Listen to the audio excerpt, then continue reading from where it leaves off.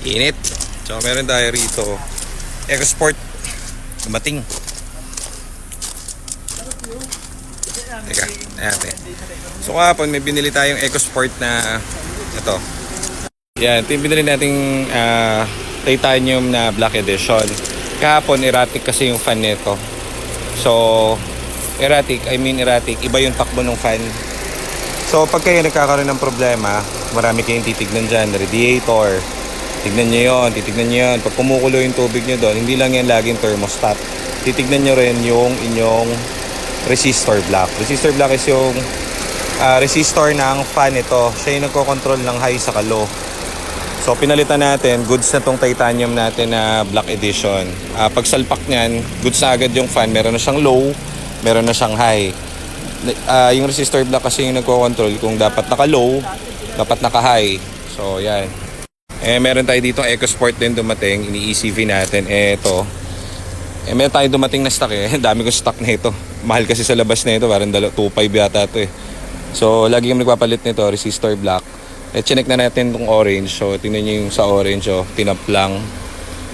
Kaya nag-ano sir, kumukulo-kulo rin minsan, So, ito tinap lang, ginawa ng paraan. So, medyo makakatipid ka rito, pero ang problem mo dito, kawawa naman yung gagamit kasi ang hirap hanapin ito, hindi alam ng mga mechanic ng alam din naman nila pero magsisimula sila sa iba, i-diagnose pa syempre yung ganito, yung ganyan. So kung hindi naman nila alam yung nakatago sa loob to so may hirapan. So ito, palit na rin tayo. Pag napalitan yan, magkakaroon na yan ng high sa kanan low. O kabit mo na Papa Joseph. O yan. Marami tayong ganyan dito. Resistor black, 1.5 lang sa atin yung resistor black, original yon. Naka-order ko lang galing Ford. So yan, pag kayo ay magpapa-PMS, isabayin nyo na yung inyong resistor block. Kasi sabog-sabog. Tinap lang. So, umaandar naman yan. Pero ang mangyayari dyan, naka-low lang lagi. So, pag naka-low lang lagi yung fan mo, hindi siya nag-high. Minsan mag-high, minsan mag-low. Diba? Kasi hindi na tama yung control nito. Mura lang naman to, so balitan nyo na para hindi kayo magka-problema sa overheat. Ayun lang muna ang tip natin for EcoSport. Nagpo. Solid. Ay, thank you, sir.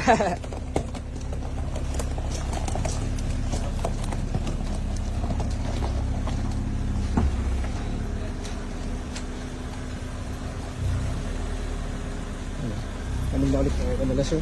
Bagong ECV. ECV lang pala.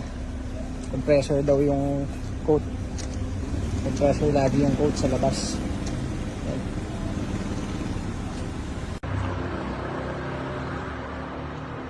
Sir, okay na, nawala yung check engine.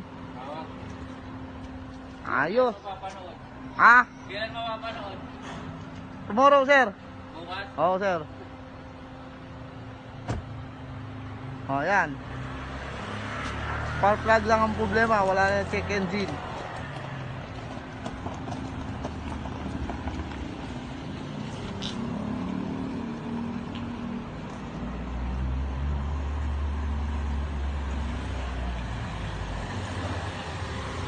Sir, thank you. Ingat.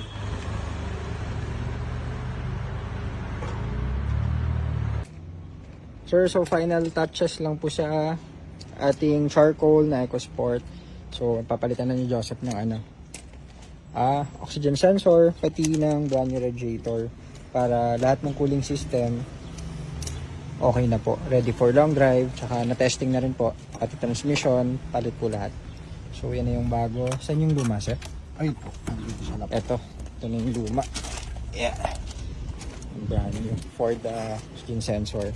Pati yung radiator, palitan po natin. Yung naka-plastic pa. So yun siya, update lang natin. Tapos detail para okay na po yung unit.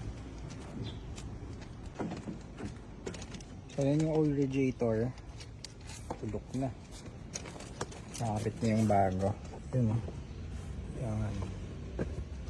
Pati yung sensor okay na. So cleaning na lang to, sir, and detailing. Tapos release na po natin.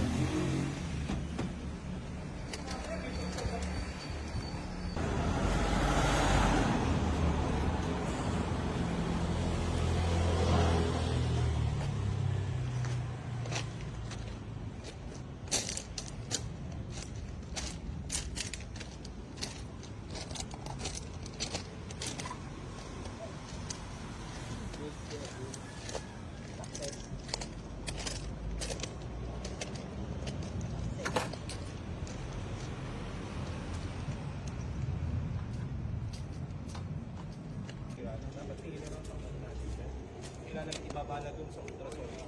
Hindi na. Linis ko lang. Inisip mo yun tapos. Alam mo yung makasira? Mga pinagsasabi ko. Ito yung tago mo. Babasa pa mo yun sa cleaner.